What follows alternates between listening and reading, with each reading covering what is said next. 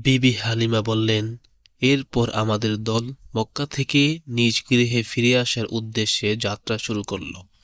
শিশু মোহাম্মদ সাল্লাল্লাহু আলাইহি ওয়াসাল্লামকে বুকে নিয়ে আমার সে দুর্বল এবং নিস্তেজ মাদিগাদার উপর সওয়ার হয়ে আমিও তাদের সাথে যাত্রা শুরু করলাম। কিন্তু আল্লাহর শপথ, আমার সেই দুর্বল গাধাই সকলকে পিছনে ফেলে দ্রুত বেগে সকলের আগে চলতে লাগলো।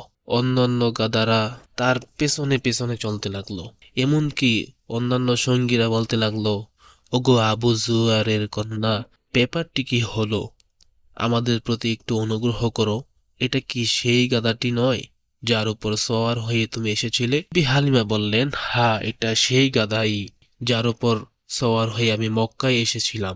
তারা বলল, নিশ্চয়ই এর মধ্যে বিশেষ রহস্যজনক কোনো ঘটনা রয়েছে। এমনকি এক রহস্যাবৃত অবস্থার মধ্য দিয়ে অবশেষে আমরা বনু সাদ গোত্রে, ওই সময় আমাদের দেশের মতো দুর্ভিক্ষ অন্য কোনো দেশে ছিল বলে আমার জানা ছিল না, বললেন বিবি হালিমা। মক্কা থেকে আমাদের ফিরে আসার পরবর্তী সময়ে আমাদের বকরিগুলো চারণভূমি থেকে ঘাস খেয়ে পরিতৃপ্ত হয়ে বাসায় ফিরে আসতেন। অথচ অন্য লোকেরা এক ফোঁটা দুধও পেত না তাদের বকরি থেকে। তাদের বকরিগুলো তাদের রাখালদেরকে যেমন বলতো, হতবাগারা বনু জোয়ারের কন্যার রাখাল যেখানে পশু নিয়ে দিয়ে আসে সেখানে আমাদেরকে নিয়ে যাও না কেন? তারপরে আমাদের বকরিগুলোর সাথে অন্যান্য রাখালরাও বকরি দিয়ে যেত। কিন্তু তা সত্ত্বেও বকরিগুলো ঘাসের অভাবে ক্ষুধার্ত ও অর্ধভুক্ত অবস্থায় গৃহে ফিরে আসত।